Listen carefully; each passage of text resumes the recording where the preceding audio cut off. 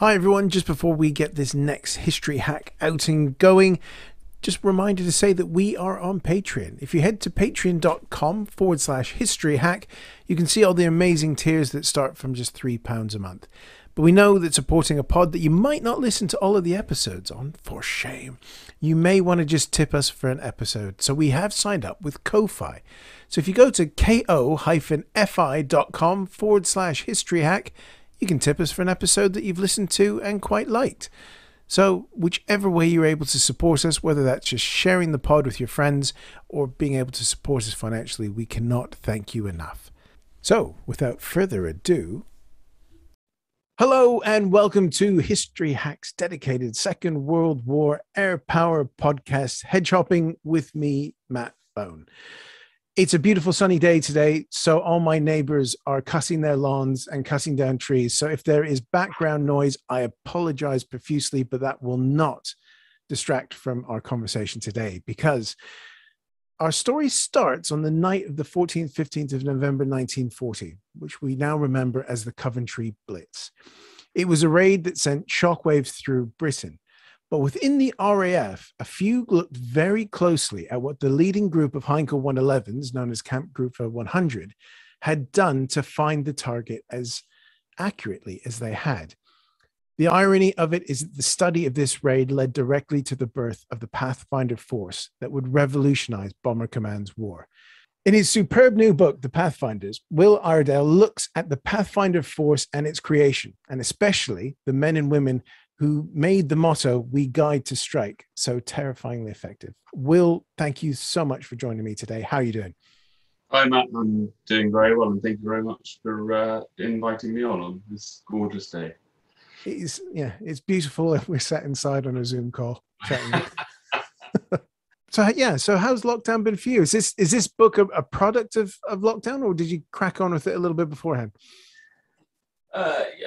Sort of. No, I mean, like a lot of people, I guess the research could have gone on and on. I was sort of, I kind of had a sort of deal agreed to write it, but I was, for me, half the fun of sort of writing books is obviously the researching of them as well. Maybe it's the journalist, I don't know, whatever, but I love it. And I would go up to the National Archives and the RAF Museum and visit people and that sort of thing. And to be honest, when lockdown struck, it kind of was like, right, well, this is now an excuse just to get on and write the thing, So, I sort of, between that and the day job, just cracked on really. And I guess it helped, although it was difficult, like a lot of people have found, trying to, like follow stuff up or check stuff. And, there were things that we've all done this. You quickly take a photograph in the National Archives of a file that you've got and it's slightly blurry and you're like, oh, damn, I can't go back and check it, So that was a bit of a bummer. But apart from that, I can't complain really. I think I've got off very lightly compared to a lot of people. And the result is fantastic. You very kindly sent me a copy of the book and I blitzed through it really quickly because it is superb. And I think the thing that makes it really is you keep the focus on the people. You bring in the technology, the aircraft and the like, but by making it such a human story on both sides of both the Pathfinder Force, the RAF, and also what was happening in Germany, I think it allows a sort of sensitivity to the subject that could be lost if we were just talking about tonnages and distance to target.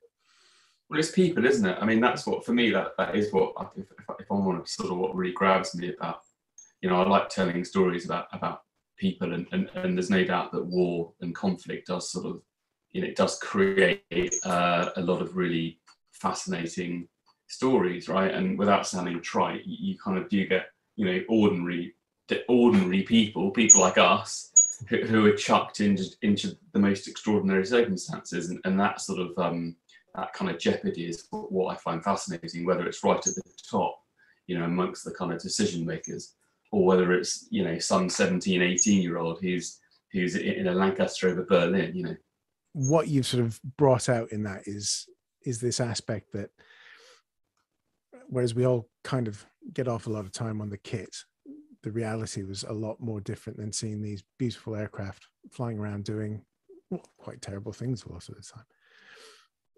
And that's what we're going to chat about. We're going to talk about the people and one person in particular, because we are not going to spoil the book by going through it chapter and verse, because let's face it, dear listener, you should really have bought it already if you haven't.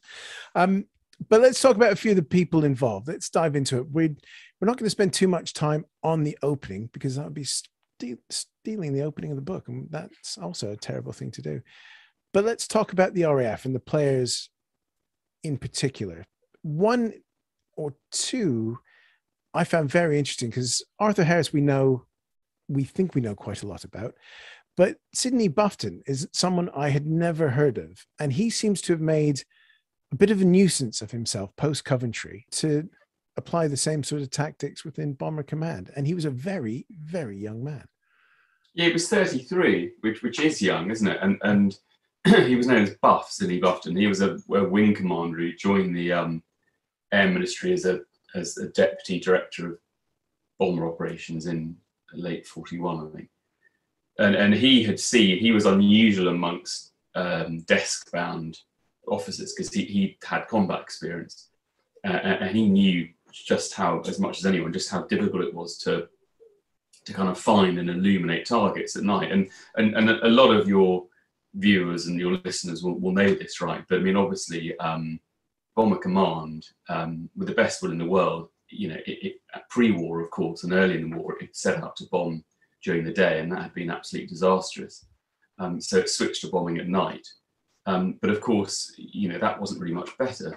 The idea of bombing over mainland Europe at night, with terrible weather, kind of a blackout over mainland Europe, and of course, just one or two Germans who didn't like the idea of them flying over territory. And I think a lot of people will be aware of the Butt report, David Butt, who was a young economist who was asked to kind of study bomb aiming photographs. And there are a number of conclusions, but sort of in a nutshell, perhaps the most startling was that on moonless nights, I think it was something like 1 in 15 bombers managed to reach their target. I think that's right, off the top of my head. And the RAF had seen what happened in Coventry. And although it was slightly different because the Luftwaffe had actually basically dropped incendiaries, and then it was the fire that was then used to draw kind of other bombers in. They really did see the advantage of some sort of flare force. And it had been used kind of, a little bit in isolated sort of parts. But I think where kind of Sidney Buffton came in is that he kind of drafted plans for a single target finding force, which would be brought under one roof, or as he said, kind of, the crews drinking the same beer. And he kind of liked the idea of, of all these kind of, elite and experienced crews all coming together to then fire on ahead, find the target. And that's why initially it was called a sort of target finding force rather than Pathfinder Force. And he kind of envisaged it as the cavalry of Bomber Command. Sadly, however, his early attempts went down like a sack of whatever with Bomber Harris. He just wasn't at all interested in it. He liked the idea of individual squadrons or individual groups having their own elite. But he thought if you put them all together, it will kind of be a sort of core elite, and it will create kind of envy amongst the others. I understand his point to a degree. So even early on, there was quite a lot of friction there as Buff was trying to persuade Harris, despite the fact that he had the support of Lindemann, Churchill's scientific advisor, and also Baker. He had their support, but he just couldn't really get Harris one round to start with. I think you're absolutely right. Harris is trying to build a cohesive unit, and he doesn't want a special bunch, so to speak, off to one side, grabbing the glory. But he is brought around, I guess, by hook or by crook. He's sort of told he has to establish something because the results aren't there. So he turns to someone he knew from before the war. And we're going to be introducing now an Australian chap by the name of Don Bennett. Who was he, and why did Harris turn to him? Because he had quite the career before being put in charge of what would become the Pathfinders. Yeah, Don Bennett, I've not heard of him obviously before really researching this, but he's great. So he was Australian. He was born in 1910. He grew up on a ranch, like a cattle ranch in Queensland. he kind of was sort of quite unlikely, really, in the sense that he was, you know, he was a single-minded cowboy. You know, he kind of he spent his childhood, using red hot irons, branding the steers, and he could ride on horseback by the age of 10, and he slept under the stars, and you know, he was something of a kind of a sort of slightly rough around the edges, if you like. He was the youngest of 4 brothers, all of whom, I think 3 of whom, 2 of whom went into law. And that Bennett, admittedly, that gave him something of a sort of insecurity complex. He wanted to be the best, but he didn't want to follow them into law. He just found that too tedious. And to cut a long story short, he was fascinated by air. He was, obviously, if you remember, of course, you know, flight in the 20s and 30s was still obviously very new. And so he joined the, I think, Royal Australian Air Force, and in 1930 he came over to the UK and joined the RAF. And he was a natural. He really was a quite superb airman, but also importantly, he was a brilliant navigator. In fact, Harris described him as the most efficient airman I've ever known. And by 1935, you know, if you look through kind of newspaper cuttings and things from the time, you know, even then, he's being described as kind of, you know, one of the sort of most skilled airmen in the world. I mean, quite how they measure it, I don't know. But you know, he, as I say, it wasn't just about the flying; it was about the navigation too. And when he came over to the UK, he joined the RAF, and he ended up at Calshot. And actually, it was there that he served. I think it was there that he served under Bomber Harris.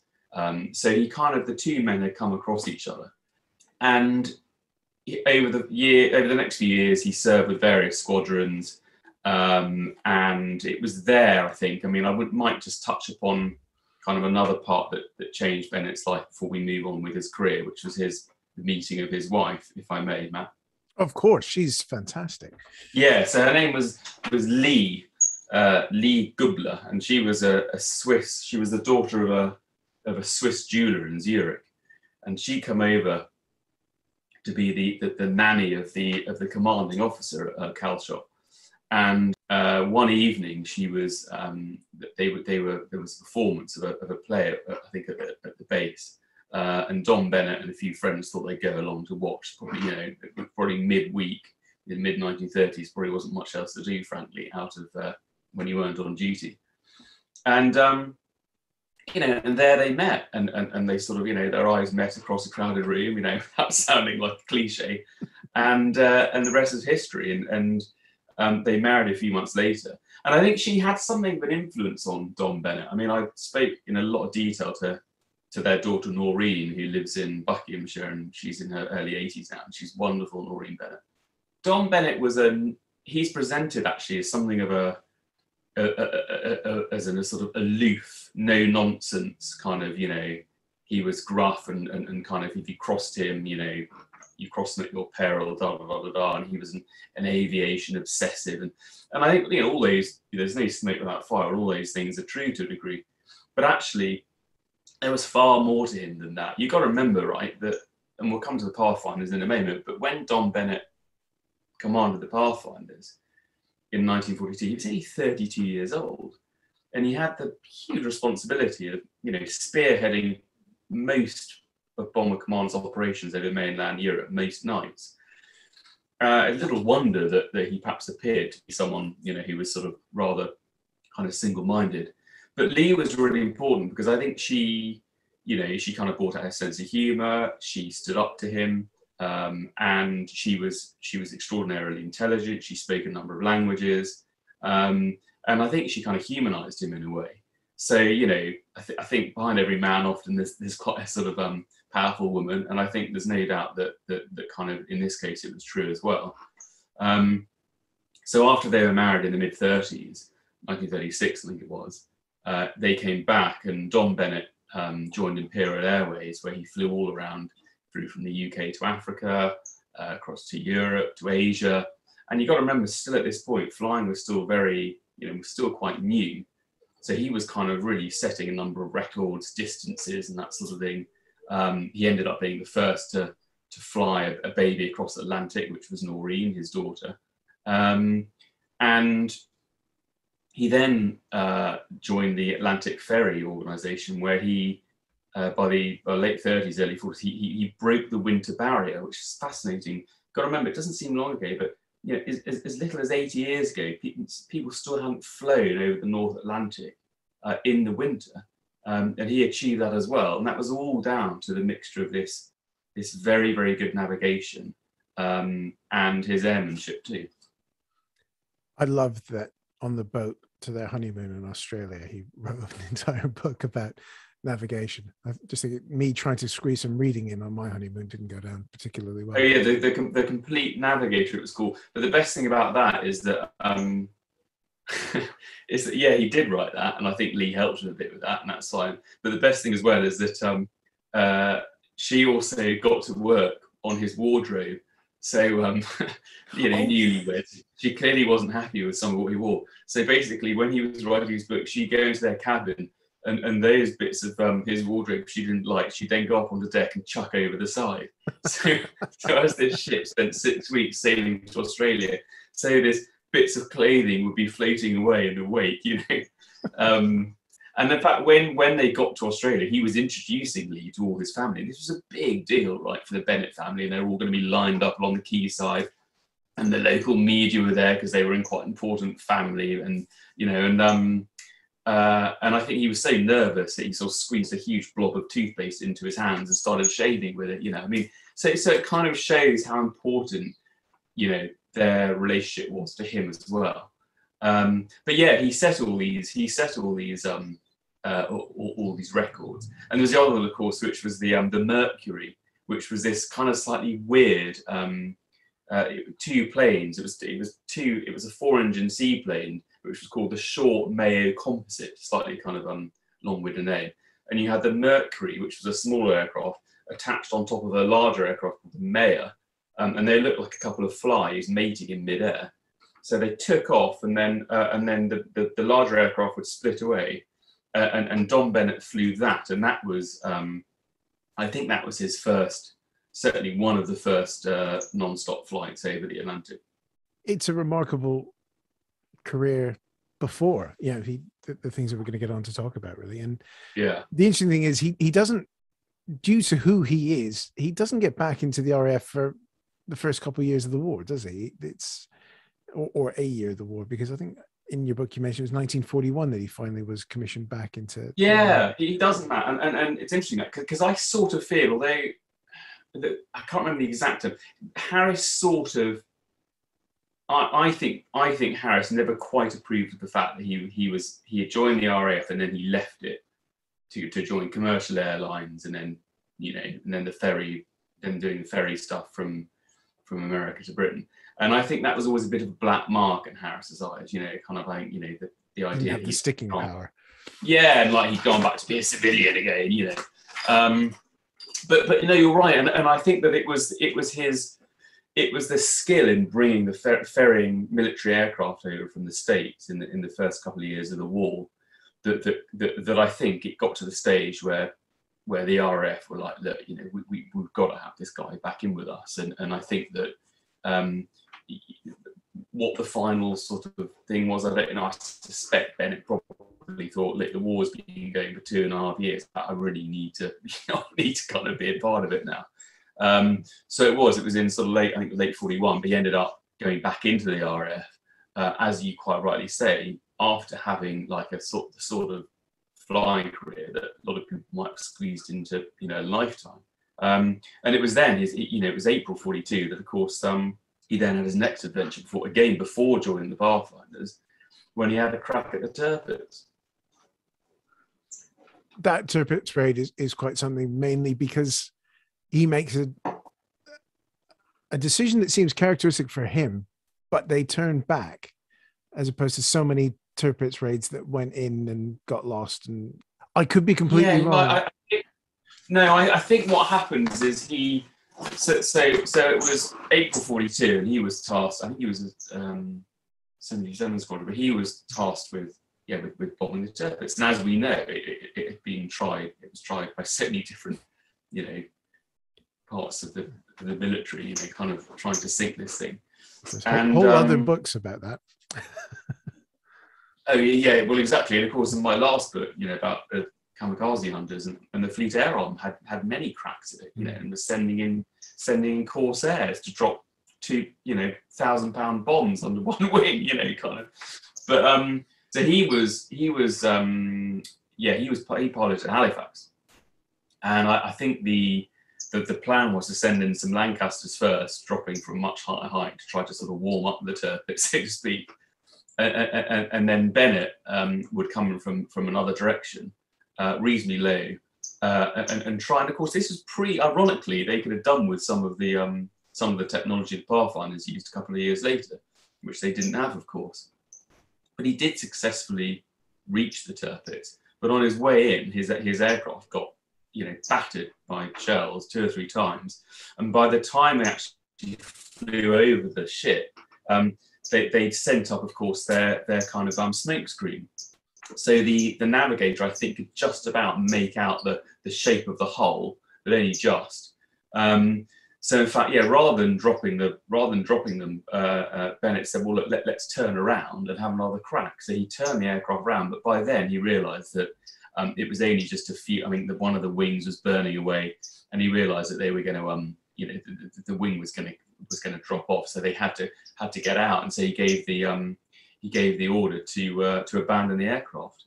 And it was pretty hairy stuff, Matt, because Bennett recalls that he jumped, and I think his parachute just blossomed out before he landed in the snow. So they must have been at a pretty low height.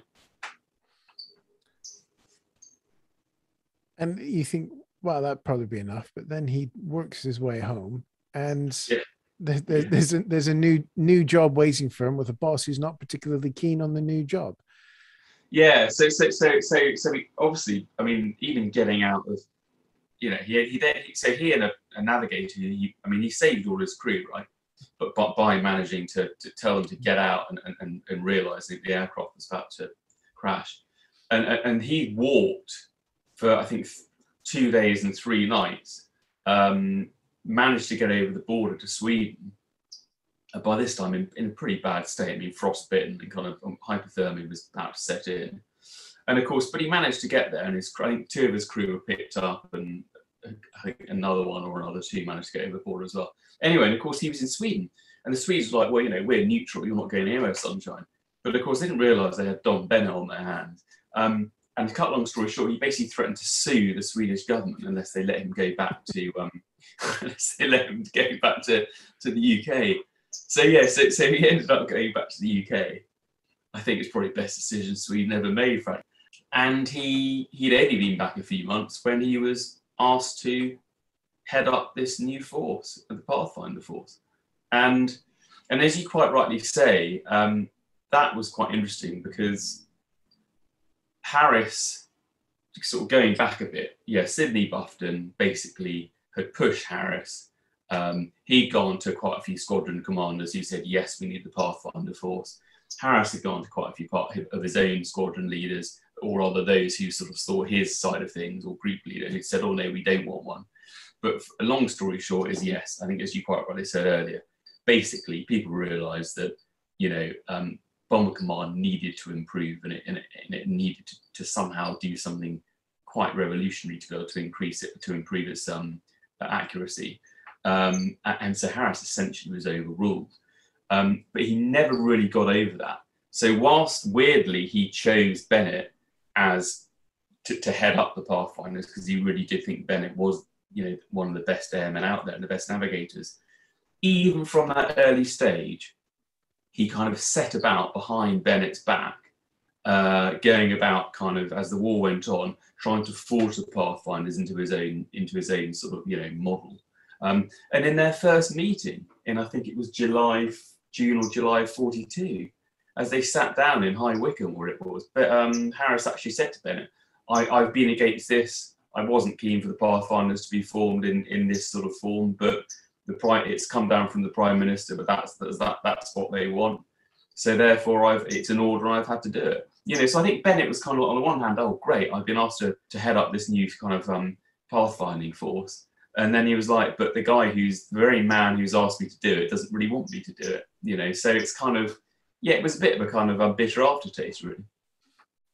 Because Harris's vision was different, wasn't it? He wanted a sort of smaller unit within each group, as opposed to this quarter elite again. Yeah, exactly. So he wanted. You're quite right. He wanted to have the best airmen in each group, sort of spearheading each group. Yeah, so probably in each squadron, creaming off the best from each squadron, having him in each group.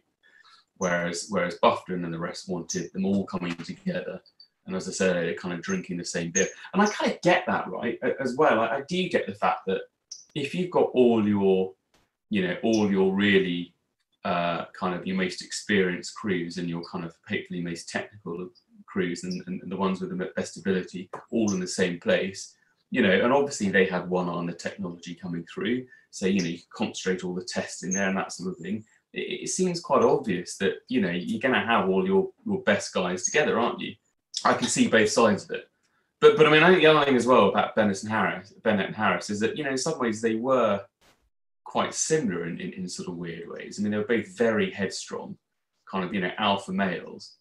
And there's a lovely quote I've got somewhere as well where, so Bennett claims that he liked Harris personally, but he wrote in his biography, actually, he said, sitting across from his boss on that July day, Bennett couldn't help observing he was getting a little fat, and like most Coppendocks, he had a very short temper.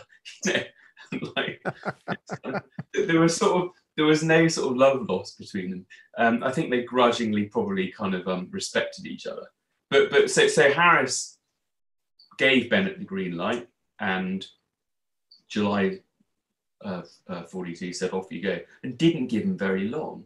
Basically had until, I think, the 18th of August, which was when their first operation was. And by then, Bennett had scraped together 5 squadrons, one from each group, and their first operation in August 1942 was a complete disaster. I mean, not only did they get the wrong town, they got the wrong country. It was meant to be a target in North Germany, and they ended up straying across into Denmark. And this was sort of joy to the ears of those who were against the targeting of the formation of the Pathfinder Force. And one guy later famously said, we felt rather like a sort of a star footballer who's been bought at some massive transfer price and fails to score a goal on his first appearance. It's one of those things that could have ended right then and there, couldn't it? But there was too much clout behind it to keep going. And I think exactly. Yeah. So you mentioned there that there's a creaming off a squadron from each group, but Bennett put in place some very strict instructions for the types of crew that he wanted. Yes, he'd butt heads with people to get them, but it was, again, navigation skills, but also, not guys coming straight in, or if they were coming straight in, sort of top of the class sort of chaps that would be allocated to 8 group. Yeah, exactly. He did. He wanted the most experienced crews, and not surprisingly, a lot of squadron commanders didn't want to give away their most experienced crews, and Bennett didn't always get them. There was, Bennett hoped there would be a lure, right? So people who were Pathfinders got an increase in pay. They would, rather than the usual two tours of 30 operations with a break in between, they would complete a tour. Initially, it was a tour of 60, and then it was reduced to 45. And once you'd finished your tour of 45 as a Pathfinder, that was your lot. Although the reality is, a lot of them went in for a second and even a third tour. And so you get a pay rise. You'd be automatically promoted 1 rank, but also you got awarded a special Pathfinder badge, which was a golden eagle badge, which was made by a company in Regent Street in London called J.R. Gaunt and Sons. And that would be, I think that was meant to be a sort of highly prized, well, it was, and it gave the individual a kind of, a sort of a bit of a badge of honor, for his future career. And you've got a Pathfinder certificate, which you get after something like between 6 and 10 operations. And that would be signed by Don Bennett, and again, it was about kind of trying to say to the airmen and to the crews, look, come and join us, because this is a bit of sort of brass tacks for you. That's sort of the reasoning behind it. But the reality is, Matt, is that certainly whilst quite a few of the experienced crews did join the Pathfinders, their losses early on were pretty grim. And by sort of 1943, when we're going into kind of the Battle of the Ruhr, and then of course we go into the Battle of Berlin later on, and Hamburg and stuff in between, Bennett realised that he needed another way to keep that sort of intake coming, and that's when he used a guy called Hamish Mahadi, who was a very sort of ebullient Scotsman. He was sort of short in stature and massive in personality. He was a pilot, and Bennett basically called him his horse thief. And Hamish Mahadi would go around all the various stations, air bases, studying the kind of bombing photographs, and then basically picking off the crews he wanted. He claimed that he had the power to overrule anyone. I don't actually think he did, but I think that once you were kind of targeted by Hamish, he would go in there and he'd give talks to the air crews, and they'd be sort of, I've got lovely newspaper cuttings of people saying how they were slightly sort of overwhelmed by just how, the magnetism of the Pathfinders, how wonderful it sounded. You can tell your mates and it's great and stuff, and he basically had quite a way. In fact, I think one squadron leader wrote I found a lovely letter in the National Archives from one squadron leader complaining that Mahadi used Gestapo methods to steal his M.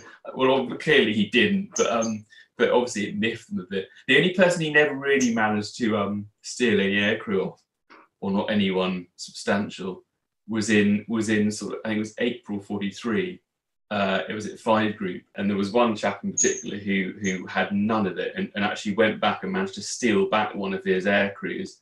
And that chap happened to be Guy Gibson, and he wanted them for his for rather an important mission in May. So I loved reading about Hamish Mahadi. He sort of seems like if Bennett's the CEO, he's the salesman. He's the guy that takes the idea out and gets the buy-in from everybody else. Completely. He's that's it. I mean, he'd lure them in with the soft soap, and then the reality hit. I mean, don't forget that technically what would happen is that obviously Bomber Command Airmen, as we know, were volunteers, and then Pathfinders technically were volunteers, right? But what happened in reality is that, well, firstly, often it was your pilot who would volunteer the crew. So if you didn't like it as a crew member, yeah, you could say, no, I don't want to. But number one, would you want to leave your crew if you'd done quite a few operations with them and you got to know them and they were your mates? And number two, how would you feel if you did that? So I think most of them did go, but there are many examples where they were like, we didn't really want to, but kind of we felt we should. So they weren't always volunteers at all. But in many cases, that lure was real, right? That they loved the idea of the lure of kind of going to this elite force. I like the idea of the Golden Wings as well. You've mentioned before. It gives something to aim for, because wasn't it 10 ops? You didn't get them straight away. You had to complete a certain number, and there was a test.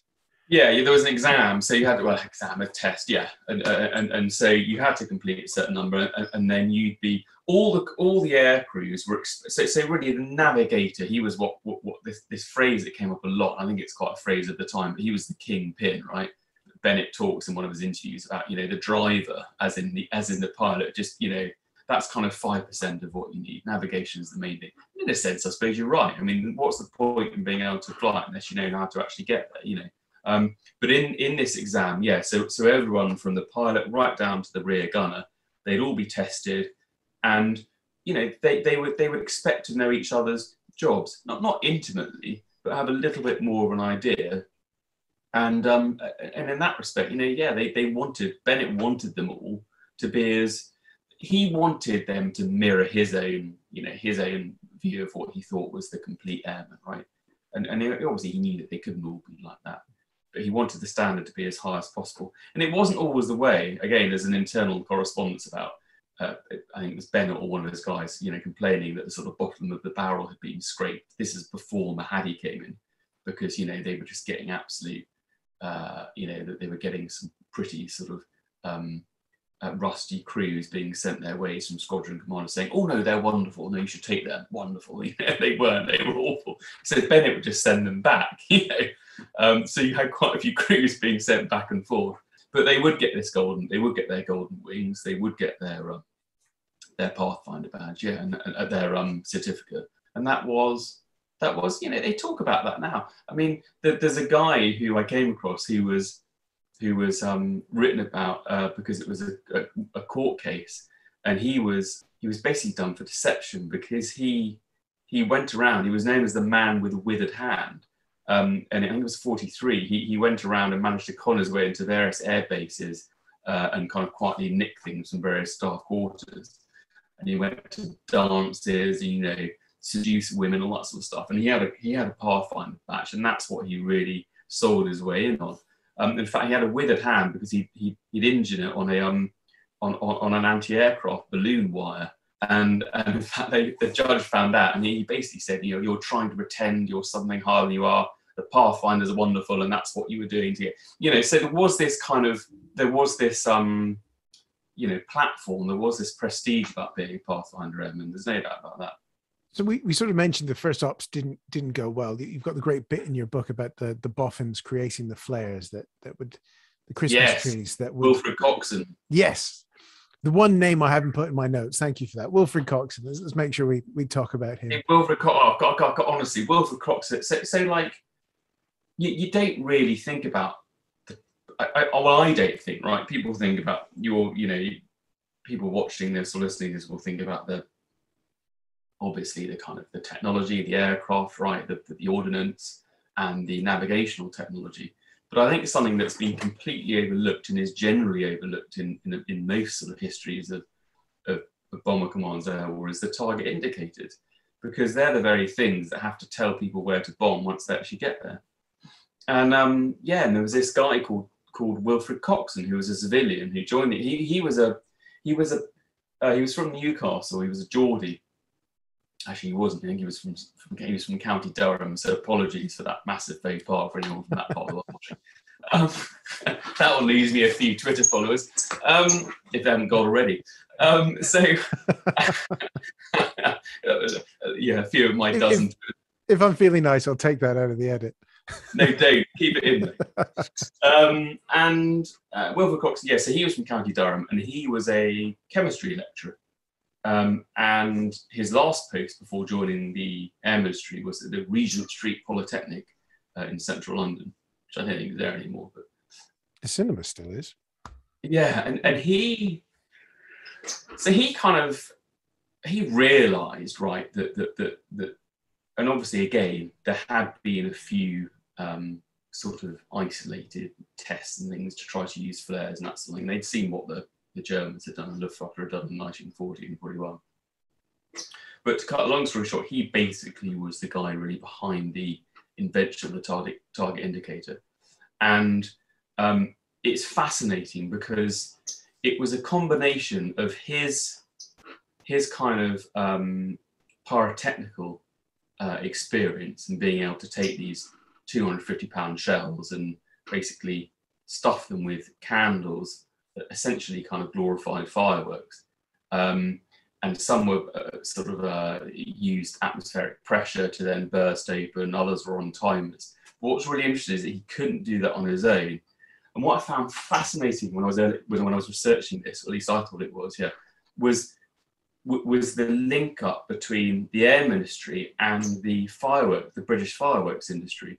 And this was huge, right, Matt? So you had like a contract with, this is one example, a contract with a company called Aladdin Industries, which was a really big fireworks company.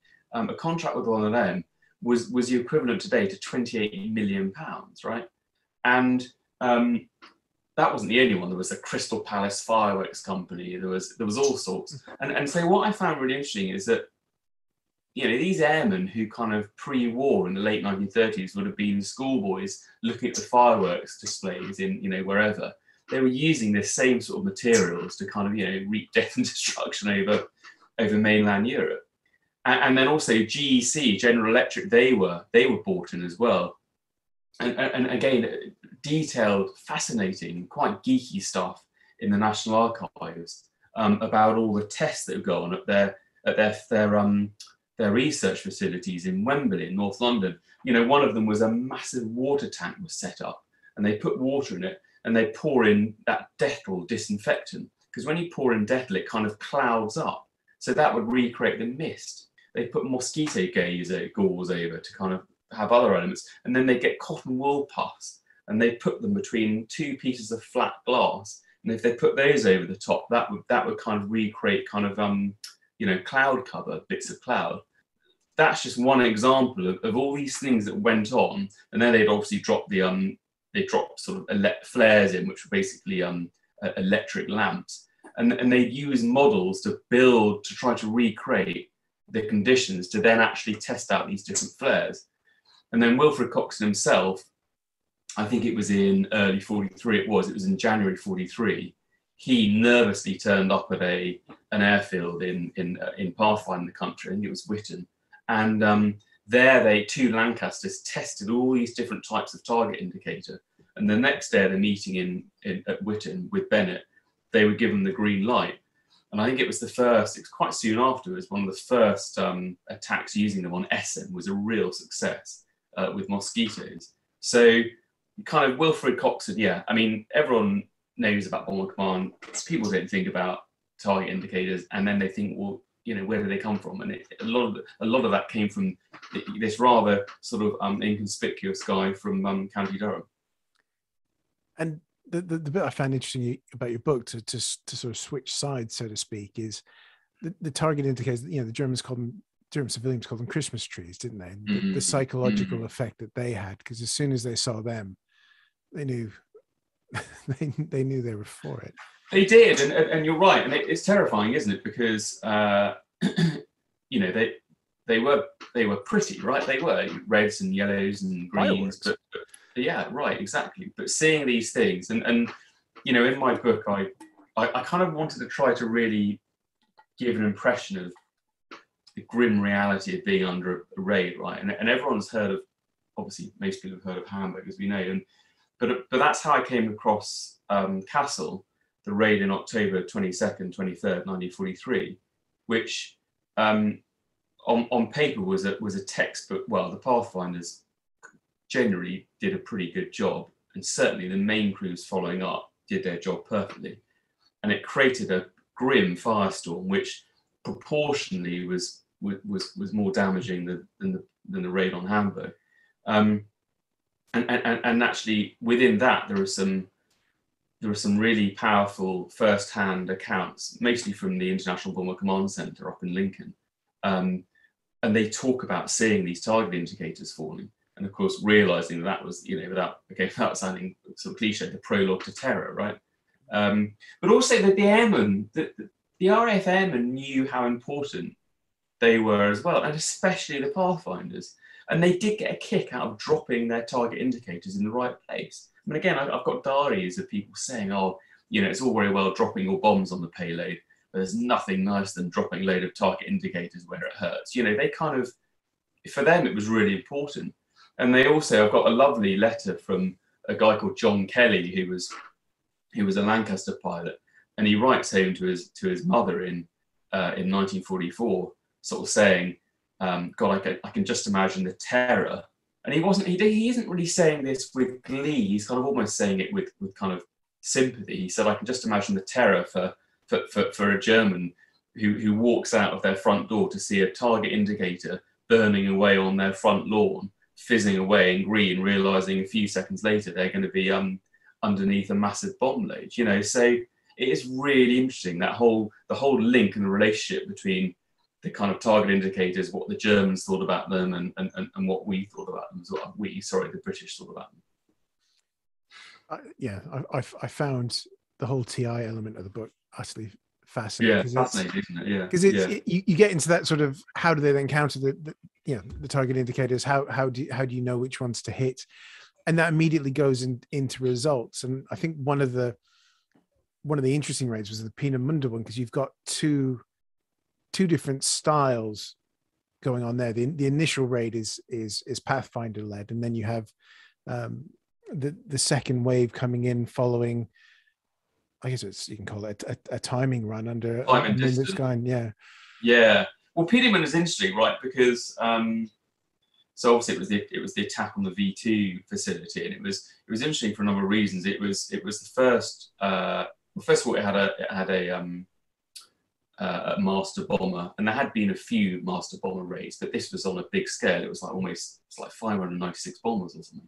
And a guy called John Searby, who was commanding officer of the 83 Squadron, and a real sort of boy's own hero, really good looking and really sort of experienced, and he was tasked to be the master bomber. So he circled I think he circled like something like 7 or 8 times over the raid over the course of like an hour.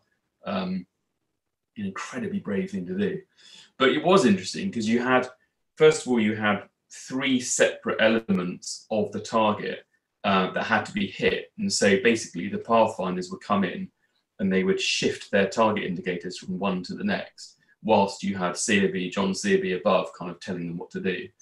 And that was done, that was basically kind of, traditional Pathfinders. That was 8 group under Bennett, who kind of, and they got there through using their navigational technology, and then they bombed. And then you had 5 group who came in separately, and they were trying a different type of kind of target marking using time and distance. And I can't recall the exact details to hand, but essentially there was an island off the north coast, and they used that as a starting to start their timing run in. And it was actually pretty successful. The problem is, by the time 5 group arrived, which was in the closing parts of the raid, the Germans had been alerted, the Luftwaffe had been alerted, and the night fighters had arrived. And 5 group got absolutely, they got really torn apart because they were sitting ducks. And the other element of the Peenemünde raid, Matt, actually, which I wouldn't mind mentioning if I may briefly, because it's often overlooked, is the really important part played by the diversionary raid of the Mosquitoes of 139 Squadron, because they were Pathfinder Mosquitoes, and there were only, I think, 8 Mosquitoes who made that, or maybe 9. And their job was to, because of course, if you think about the Germans looking on radar, all they can see is a long stream flying east from the UK. And often what would happen is the stream obviously would come along, then it would sink south to Berlin. And in fact, Peenemünde regularly, the air raid alarms had gone off because they kind of, because the raids would be coming in, but nearly always they didn't go there. So it was slightly like the Boy Who Cried Wolf. They kind of, when they heard the air raids again, they thought, well, they won't be targeting here. And in fact, what happened is that the Mosquito bombers flew on ahead and went in first to target Berlin. And of course, that drew the night fighters to Berlin, which allowed the main force over Peenemünde. It gave it, I don't know the exact timing, but it certainly gave it, I think, 20, 30 minutes more than it might have had. And it meant they were relatively unharassed until the latter stages, when obviously the Mosquitoes had long since left, and the night fighters realized what had happened, and they made their way over to Peenemünde. And in fact, in the end, I think 40 bombers were lost, 6.7% of the force, 288 bomber command airmen were dead.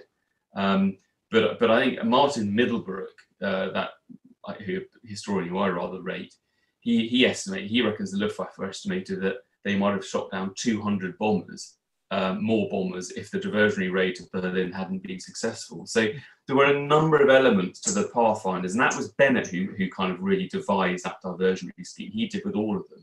So again, I think it's really important. You had not only the sort of master bomber capability and the kind of shifting the target marking that the Pathfinders really were instrumental in sort of pushing, but also that diversionary raid as well. Got 139's most famous chap is a navigator, Ulrich Cross, isn't it? It's Ulrich Cross, yeah. What a man. A show should be dedicated to him just on his own, especially for his achievements after the war as well, because he is he's a remarkable character. Yeah, great. But let's sort of build on that, the sort of different moving pieces that Bennett put in with diversionary raids, the TIs and things, because the measure of results, they just get, the bomber command's accuracy in the dark just increases from 43, 44. And then that sort of period, late 44, 45, after they moved from tactical back to strategic, it's devastating just how accurate bomber command is when just a few years later they were barely hitting the right country. Yeah, and it's interesting, this, isn't it? Because like the whole idea of sort of accuracy and precision. I mean, at the end of the day, this was still 80 years ago, and it's not sort of precision on today's terms, is it? But you're right. Certainly, if you remember that stat I talked about earlier, where 1 in 15 bombers was reaching within 3 miles of its target. Well, by 1945, that was 95% of bombers, and clearly, the opposition had got a lot weaker. Of course, it had, but you still had, putting the opposition to one side. Honestly, night after night, the problems were often the weather. The problems were often kind of the industrial haze over Germany. So I think that there was such a transformation in the accuracy, but also in the intensity as well, right? So there are some really interesting stats about how, because their navigation got better thanks to oboe, and which was type of navigation, also thanks to something called HGS, because their navigational ability, they were able to close up the bomber streams much more, and because they were able to close up the bomber streams, obviously it meant they could get more bombers over the target in a much shorter period of time. So it was much about the intensity of the bombing as it was about, I think, the accuracy. And that's, again, I think that's the sort of key thing that's often overlooked. The intensity of the bombs was great, and I have got figures here somewhere, I can find them, but that's really that's really where the kind of the big change happened, I think. When we say accuracy and precision, we need to seriously grade that on a curve, because I think one of it's my personal bugbear, as listeners of this show will know. We have been, I don't want to say spoiled, but our ideas have kind of been ruined since the first Gulf War, of this idea of a missile going through a window, and we only ever saw the good ones. Whereas, in 1940s, accuracy was hitting the right neighborhood, let alone the right factory. Or, to be fair, the right district of a city, let alone a neighborhood. And it's exactly, Matt. And also, I mean, after D-Day, of course, I mean, I know, certainly I've come across quite a lot of evidence that mosquitoes, especially flying lower level, were able to target quite accurately. But we're talking about being quite pleased if they got within like a couple of football pitches, because that might not sound much, but then if they're often leading a bigger force of aircraft, then clearly, if you've got sort of a few dozen lengths behind you or something, dropping on the payload, then obviously you're gonna, a couple of football pitches doesn't really there's not much heel there. You're hopefully you're gonna bomb the general area, right? But I very rarely came across any examples of what we think of as precision bombing in today's terms. You're exactly right. It was very much something about the intensity, and of course they talk about accuracy back then, but I think the definition of accuracy has obviously changed in 80 years.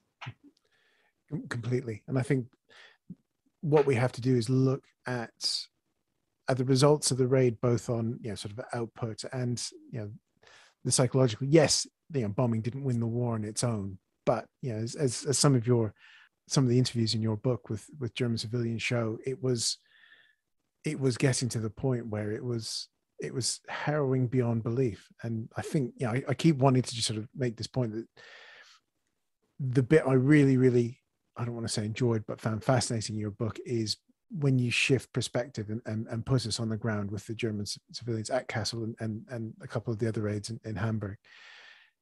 It was terrifying being in a bomber. Yeah. It was even more terrifying being on the receiving end of it. Yeah, and I think it's easy to look back, isn't it, and think, oh, how terrible, why did they do that? I mean, it's an obvious question that people are asked all the time about the bombing offensive over Europe, isn't it? But I think it is very easy to look back 80 years ago and, kind of, it was a very different time. And I think there was a genuine feeling back then that, the Allies' backs are certainly early on in the war against the wall, and they had to do all they could to take the war over to Germany. And I think that there's no doubt that the Pathfinders, their contribution to the air offensive, I mean, there's never. I think you're right. There's no one means of winning the war, is what I'm trying to say. But their contribution to the the air effort ensured that, you know, Bomber Command played a significant role in the eventual Allied victory. I can't see how it couldn't have done. I mean, you get people sort of saying that it made no difference, but you just need to read people like Richard Avery, you know, who I really, really, really rate, and they're like, how can you not think that the air offensive over Germany made a difference? It must have made a contribution, however grim as it was for the people underneath. Yeah, I remember Paul Woodidge and I chatting to Colin Bell, and we came with a rather woke question about, you know,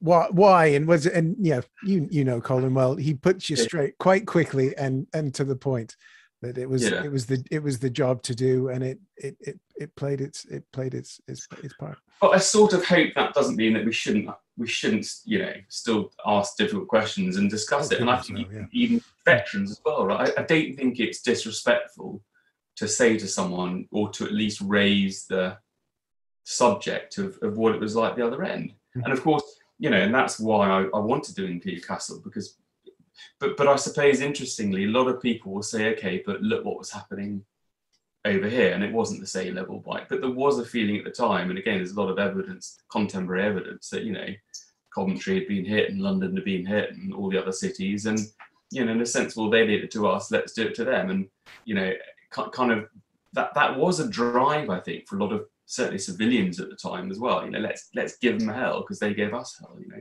And I think quite a few airmen still feel that. And, you know, if they feel that, that's their prerogative. It's a mindset that thankfully we don't really understand, having not experienced it. Yeah. Completely agree. We're not going to sort of spoil the rest of the battles, because Bennett and Harris were at it right the way to the end of the war. You know, Ralph Cochrane makes a storming entrance in the latter part of your book, which we will say, if you want to learn about that, buy the book. And we're going to come back to that in a second. But what did Don do next? Because he stuck around for a little bit and then waltzed off again, in Harris's opinion. Yeah, so he's sort of been courted to join all three political parties post-war, not surprising. And he did very briefly dabble in politics, but he hated it.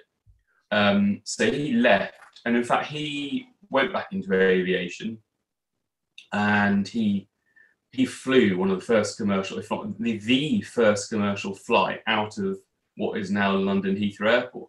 And it was lovely. It was quite a family affair. So Noreen and Lee Bennett made the sandwiches and gave them out to the crew, to the passengers before they took off. And it was converted Lancaster, I think. And it was making its way, I think, to South America via the Azores or something. So it was like, you know, it's not like it was a sort of, you know, short run over to France or something. So he went into aviation, and then he then, of course, as well as doing that, he loved speed, right? So he was a big, well, like you are, of course, Matt, big fan of the old four wheels. So he was in the Monte Carlo Rally and he appeared on 6 or 7 occasions with, by the way, Noreen as his navigator on a number of occasions. And that's another story, but she's fascinating. Her sort of, I mean, she was a big fan of those classic cars. And then he launched the Pathfinder Association. He never forgot about his men, and you know, was always very much their sort of biggest fan, but was always gutted they never got a proper medal, as was Harris, of course. Is that they both campaigned quite hard for it through the later years of their life, didn't they? And unfortunately, never. Yeah, they did. And you know, he died in 1986, age 76. And I have a feeling that one of his kind of regrets was that they never necessarily got the full recognition they should have done. So that's what Don did next. What's Will doing next? Because the book's been doing quite well, hasn't it? I loved it, and everyone I've spoken to who's read it has really been complimentary about it. So now, as is the modern thing, yeah, we've moved on now. So what's next from Will? As is a modern thing. Well, I'm doing a TikTok. No, I'm not. So I look. You know, the thing about both the Kamikaze Hunters about this book is that sort of, they were things that kind of grabbed me, and I kind of felt that the stories hadn't necessarily, they'd been told, but not through I guess the prism of the people, really. At least not how I wanted to. And I still feel that whole idea about kind of people in conflict and war is what really gets me going. So I've got a few ideas, Matt, I'm looking at the moment, quite early on. One is a sort of potentially one about the Royal Naval Patrol Service. Another one about, shall we say, celebrities in war, in the Second World War. And I've even got a First World War idea I'm looking at, but I'm not sure yet. We'll see. Again, it's just about whether or not it's something that people out there are going to kind of feel, yeah, I'm really grabbed by the people in this, you know. So definitely something coming up. I just need to decide which one. They all sound fascinating. And of course, if you want to learn about Will's first book, Kamikaze Hunters, go back to episode 241 of History Hack. And the boss ladies grilled you quite deeply on that one.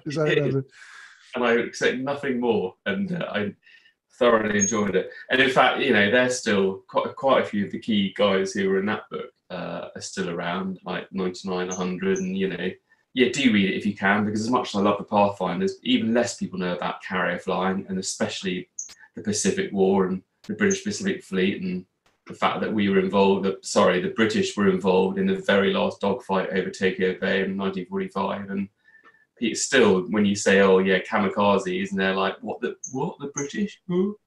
So yeah. Well, my good mate Nick Adlam is a huge fan of that book. As the Corsair is his first love, despite both of our predilections towards typhoons. He would, if he could get his hands on a Corsair. I do. I've got Matt Bingo here. I can tick off typhoon. I've got to work it into every show, otherwise we lose listeners. So my next book is about the typhoon. No, it's not. Oh, fantastic! There you go. I can help, yeah. Or hinder. I'll leave that to you. Yes, we should come back to that. Will, thank you so much. It's been good fun. We will have a little competition as well for this book. So for that, which once I figure out how we're going to do it, keep an eye on the social medias. If you're listening to this on day of release, you will be able to see more. If you're coming to this in the future, you've missed out, but do head to our very own bookshop where we have copies of Will's book ready for you to purchase. Will, thank you so much. Thank you, Matt. I really appreciate it, and hopefully it's been entertaining. And yeah, do buy the book. Well, I've enjoyed it, and I suppose that's half the battle. Yeah, that is one of the key things. I was very pleased when I got your thumbs up, because I was slightly trepidation of what you might think of it. So thank you. Super. Thank you.